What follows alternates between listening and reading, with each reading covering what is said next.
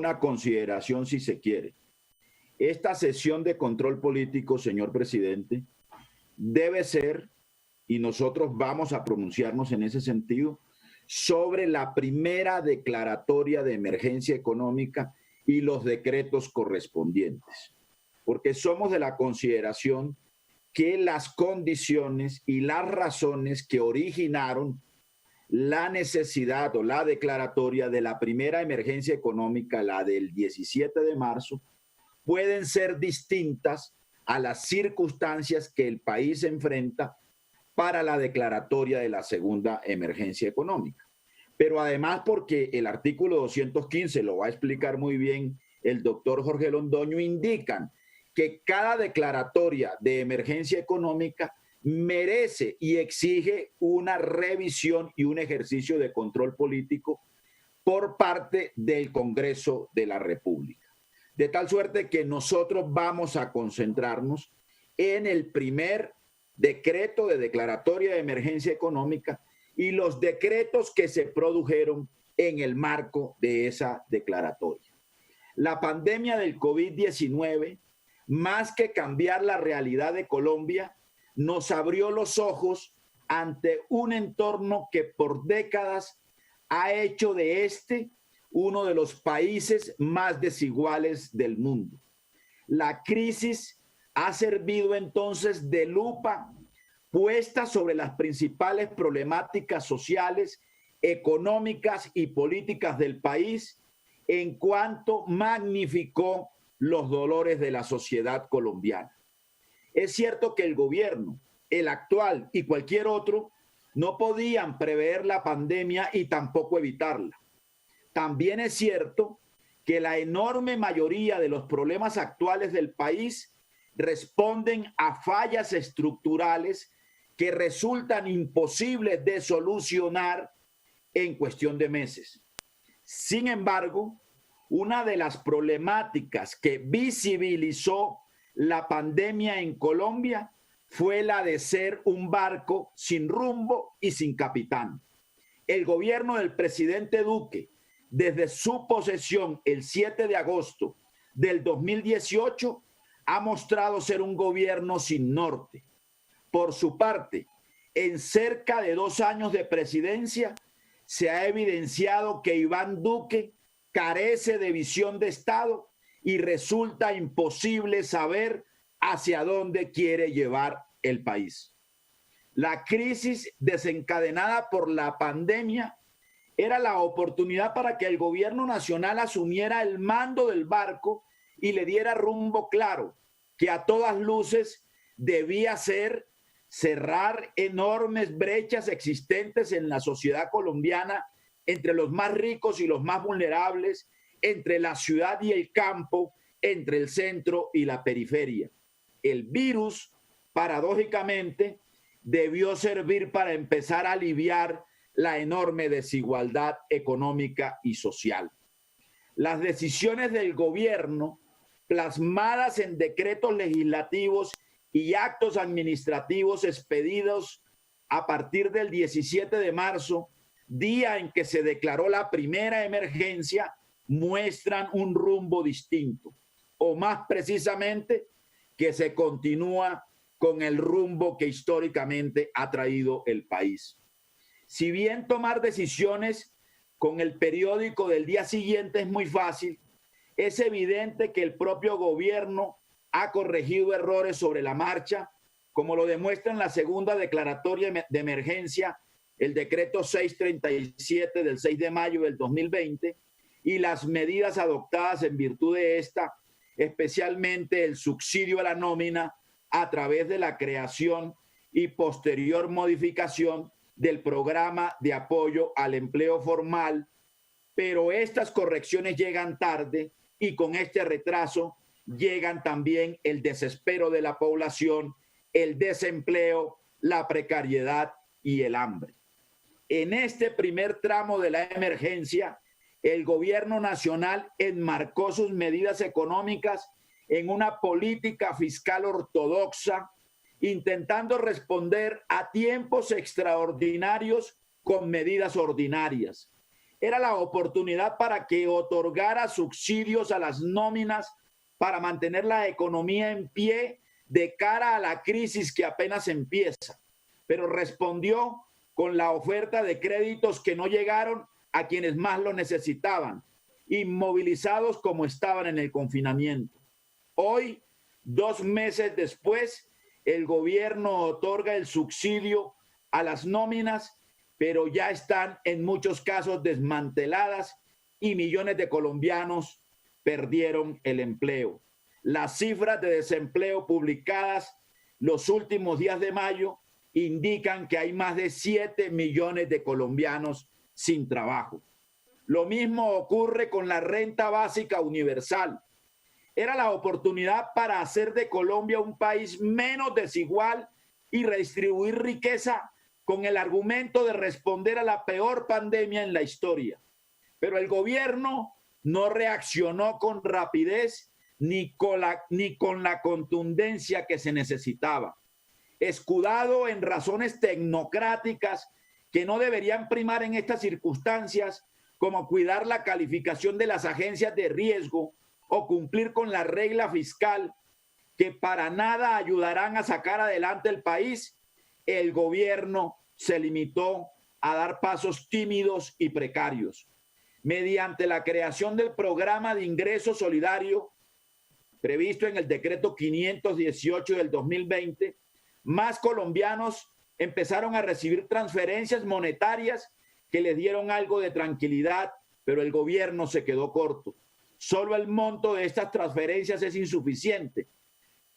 Además, la cobertura no responde a la realidad. Se hace necesario un programa de renta básica de emergencia que transfiera un salario mínimo mensual a las familias pobres y vulnerables, así como a los trabajadores más desprotegidos, es decir, alcanzar a unos 30 millones de colombianos, como lo hemos promovido 54 senadores de 9 bancadas de este Senado de la República mediante un proyecto de ley, para exigir a la población que cumpla medidas tan estrictas como el confinamiento obligatorio absoluto, contemplados en los decretos 457 y 531 del 2020, el Estado debe ser garante de la vida digna de los ciudadanos. La única manera de evitar que millones de colombianos que viven del rebusque y del día a día salgan a las calles arriesgando su salud y la de los demás es asegurándoles que no sufrirán hambre y que su techo estará a salvo. Las medidas de alivio económico para los más pobres y más vulnerables no responden entonces ni en cantidad ni en calidad a la realidad dolorosa del país. Y esto se ha hecho evidente con el aumento exponencial de los colombianos que a diario salen a la calle en busca del sustento que les permita vivir. El tiempo marcado por el preocupante avance de la pandemia se ha encargado de probar que estamos ante la crisis más profunda en la historia de la economía mundial. Sin embargo, la respuesta del gobierno nacional durante esta primera emergencia no ha estado a la altura de las circunstancias. La pandemia reveló la enorme desigualdad en la que vivimos en Colombia y a su paso nos trajo también la claridad de que el gobierno nacional no solo no estaba preparado para la pandemia, sino que tampoco estaba preparado para enfrentar los problemas del país y sus territorios, ni los había advertido. El coronavirus ha dejado claro que el país está gobernado de manera centralista e indolente y que de continuar por el mismo camino como parece, los resultados no serán otros que la pobreza, el aumento de la desigualdad y el preocupante malestar en una sociedad cansada de no ver materializados los cambios necesarios para alcanzar una vida digna. La recuperación de Colombia a partir de la pandemia será desafortunadamente dolorosa y prolongada en el tiempo por razón a la negligencia y la incompetencia con que se administra la crisis. Con estas consideraciones, queremos comentar muy rápidamente algunas de las decisiones que nos parecen han sido muestra de una gestión equivocada en materia de la crisis. Las medidas dirigidas a fortalecer el sistema de salud pública han manifestado una falta de liquidez del sistema. El gobierno pretendió conjurar mediante el pago adelantado de las disposiciones contenidas en la ley de punto final, pero sin nuevos recursos. Asimismo, la falta de preparación de algunas regiones del país, las condiciones laborales, laborales precarias del personal del área de la salud, tanto pública como privada, y ante todo, de pronto con mayor preponderancia, las tensiones entre las entidades del sistema y la coordinación entre lo nacional y territorial. Las ayudas humanitarias, transferencias y subsidios para la población que se han expresado a través de los decretos expedidos por el gobierno para aumentar y añadir subsidios de diferentes tipos a los hogares, incluidos varios que llevaban tiempo en nuestros sistemas y otros nuevos encaminados a nuevas poblaciones, como lo hemos explicado y como lo diremos en la discusión correspondiente, han sido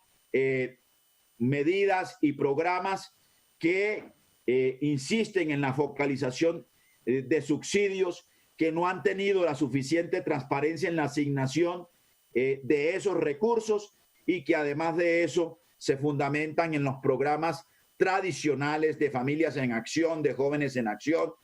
con la adición del programa de ingreso solidario que no alcanzan a resolver los mínimos de renta básica y los mínimos de vida de la población sometida a un aislamiento social como los que se han decretado. Ya hemos dicho los problemas que hemos tenido en la supervivencia de las empresas y los empleos y las respuestas tardías del gobierno nacional para proteger los empleos y para proteger las nóminas, sobre todo de las pequeñas y medianas empresas. Tenemos un contexto económico internacional adverso, una crisis económica mundial generalizada que por supuesto coloca en condiciones mucho más difíciles la economía y el aparato productivo del país.